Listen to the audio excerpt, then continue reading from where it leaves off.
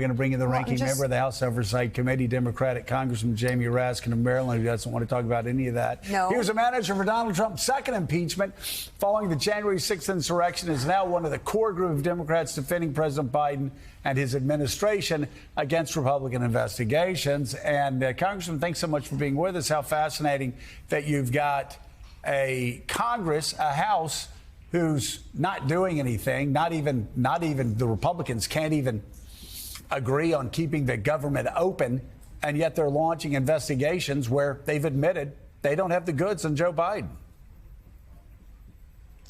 Right. And these things are not coincidences, Joe. I mean, Donald Trump is calling the shots across the board. He thinks he can shut down his indictments and the work of the special counsel and the Department of Justice and the federal courts by getting Matt Gaetz and Marjorie Taylor Greene and three other members of the MAGA caucus to derail the House and shut down the government of the United States. He's badly mistaken because the Attorney General, Jack Smith, the prosecutors are funded by a continuing indefinite appropriation to the Department of Justice, and they're exempted because the Attorney General is a presidential appointee. And the federal courts themselves are open for business for criminal trials because they relate to the protection of life, property, and public safety. So he's going to shut down all the rest of the U.S. government in order to blockade his prosecutions, but it's not even going to work. And Marjorie Taylor Greene and Matt Gaetz, who wants to run for governor of Florida, according to all the Republicans I serve with, should figure out right now that they're just going to end their political careers by shutting down the government for no reason. They should tell Donald Trump his plan is not going to work.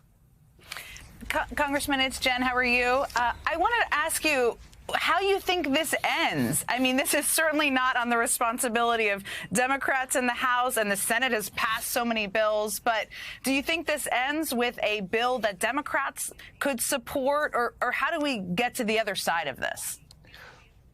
Well, you know, Jen, it really ended in May when we had an agreement to prevent just this impasse. And the agreement was signed off to by the Speaker McCarthy, by the Democrats, and so we perceived that some of the right-wing extremists would try to do this, and so we just need to stick to the agreement. Now, of course, McCarthy doesn't want to stick to the agreement because if he gets Democratic votes in order to pass it, then the entire MAGA caucus says if he does anything with Democratic votes, they're going to overthrow him. When we got back to Congress at the beginning of this week, it's hard to believe it was just 4 days ago, they had three objectives. One, shut down the government of the United States. Two, impeach Joe Biden. And three, overthrow McCarthy. And right now, MAGA is moving down each of those tracks. And I would at least hope that Matt Gaetz and Marjorie Taylor Greene and the handful of others would understand they are not going to be able to shut down